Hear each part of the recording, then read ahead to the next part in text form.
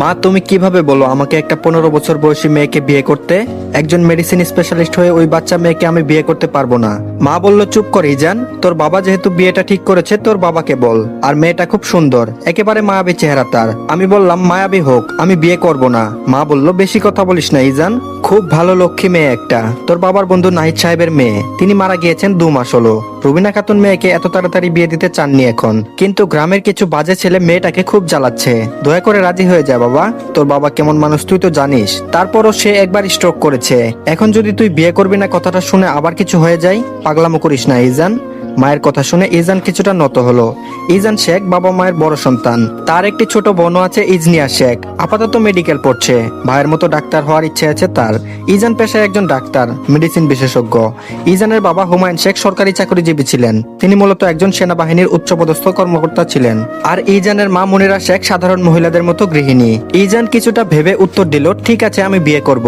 কথাটি বলে ধোপাধোপ পা ফেলে রুম ত্যাগ করলো। মনিরা বেগম হাসছেন, এই হাসি যেন তৃপ্তিময়। প্রায় 3 ঘন্টা পর ইজান এবং তার পরিবার গ্রামে এসে পৌঁছালো। গ্রামেই তার বিয়ে হবে। বিয়েটা সাধারণভাবে হবে, কারণ হুমায়ুন শেখ চান না এত বড় করে বিয়ে হোক। এমনিতেও তার বন্ধুর কোন রকম সংসার ছিল, এখন সেও নেই। বিয়েটা বড় করে করলে তার বন্ধুর পরিবারের উপর বড় প্রভাব ফেলবে, তাই তিনি চাননি বিয়েটা বড় করে হোক। পুষ্প বলল আপু তোমার বর চলে এসেছে, কিছুক্ষণ পর তোমাকে বিয়ে করে নিয়ে চলে যাবে, হা হা হা। পুষ্পের কথা শুনে পদ্ম কেঁপে উঠলো।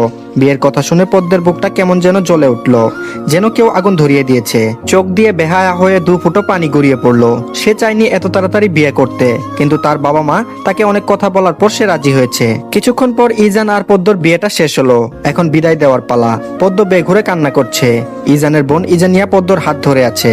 রুবিনা খাতুন কান্নারত অবস্থায় ইজানের উদ্দেশ্যে বললেন, বাবা আমার মেয়েটা অত্যন্ত ছোট, সবেমাত্র ওর বেড়ে ওঠার বয়স, এখনই তার বিয়ে দিয়ে দিয়েছি। পরিস্থিতির কারণে আমার ছোট মেয়েটার এ দশা। বাবা হারা মেয়ে আমার, তুমি ওকে একটু মানিয়ে নেওয়ার চেষ্টা করো, আমার মেয়েটা যেন ভালো থাকে। ইজান গভীর কণ্ঠে জবাব দিল জি। অতঃপর পদ্মকে গাড়িতে উঠিয়ে তারা আবার ঢাকার উদ্দেশ্যে রওনা হলো। গাড়িতেও পদ্ম কান্না করছে। পদ্মের এক পাশে ইজান এবং আরেক পাশে ইজানিয়া। পদ্ম কান্না থামিয়ে একবার ইজান এবং আরেকবার ইজানিয়ার দিকে তাকালো। ইজান বিষয়টা খেয়াল করলো, কিন্তু কোনো ভ্রুক্ষেপ করলো না। হঠাৎ ইজানিয়া বলে উঠলো, কিছু বলবে ভাবি? পদ্ম খুব ইতস্তত ভাবে বলল, আপু আমি একটু পানি খাবো। ইজানিয়া শুনে তাড়াতাড়ি পদ্মকে পানি দিল।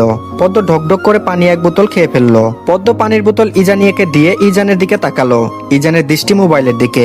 মোবাইলের আলো ইজানের মুখে পড়েছে। পদ্ম মনে মনে ভাবলো, এত সুন্দর পুরুষ তাকে বিয়ে করলো, কি সুন্দর চেহারা, গালে চাপদাড়ি, চোখে চশমা। পদ্মের মনে হলো এ যেন এক সুদর্শন পুরুষ। পদ্মকে এভাবে চেয়ে থাকতে দেখে ইজানিয়া পদ্মের কানে কানে ফিসফিস করে বলল, ভাইয়াকে কি বেশি পছন্দ হয়েছে নাকি? এখন এত বেশি দেখো না, একেবারে বাসর ঘরে দেখো মন ভরে। ইজানিয়ার কথা শুনে পদ্ম তৎক্ষণাৎ চোখ নামিয়ে ফেললো। দীর্ঘ একটা লম্বা জার্নির পর সবাই বাসায় আসলো। ইজানের মা মনিরা শেখ দ্রুত সিঁড়ি বেয়ে নিচে নেমে এসে তার পুত্রবধূর কাছে আসলেন। কি সব নিয়ম আছে সেগুলো শেষ করে নতুন বউকে ঘরে তুলবেন তিনি। ইজান এগুলো শেষ না করেই উপরে চলে গেল। এ বিষয়ে হুমায়ুন শেখ একটু রাগ হলেন। সব নিয়ম কানুন শেষ করে ইজানিয়া পদ্মকে নিয়ে ইজানের রুমে গেল। রাত প্রায় 12টা বেজে গিয়েছিল। ইজানিয়া বলল, ভাবি তোমার লাগেজে সব জামা কাপড় আছে, তুমি ফ্রেশ হয়ে পরে নিও, আমি যাই, প্রচুর ক্লান্ত আমি। কথাটি বলে ইজানিয়া বাহিরে যাওয়ার জন্য পা বাড়ালো, আর তখন ওই পদ্ম তার হাত ধরে ফেললো। বেশ আকুতি নিয়ে বলল, আপু আমি কখনো একা ঘুমাইনি, আমার ভয় লাগে, সবসময় আমার ছোট বোন আমার সাথে ঘুমাতো। ইজানিয়া হেসে ফেললো পদ্মের কথা শুনে। বলল, তুমি একা কোথায়, ভাইয়া আছে তো। ইজানিয়ার কথাটা শুনে অবাক হয়ে গেল। সে একজন পুরুষ মানুষের সাথে ঘুমাবে শুনে কেমন যেন শরীরে কাঁটা দিয়ে উঠলো। তারপর বলল, না না আপু, আমি একটা ছেলের সাথে ঘুমাতে পারবো না। ইজনিয়া হেসে দিল কথাটি শুনে। তারপর বলল, সে তোমার বর, খাঁটি বাংলায় যেটাকে বলে স্বামী, আর আজকে থেকে তার সাথেই তোমার ঘুমাতে হবে। পদ্ম বড় সড়ো একটা ঢুক গিলল, তারপর বলল, উনার সাথে ঘুমাতে হবে? ইজনিয়া আর কিছু বলতে যাবে তখন ওই ইজান ওয়াশরুম থেকে বেরিয়ে এলো। চেহারা দেখে মনে হচ্ছে মাত্রই শাওয়ার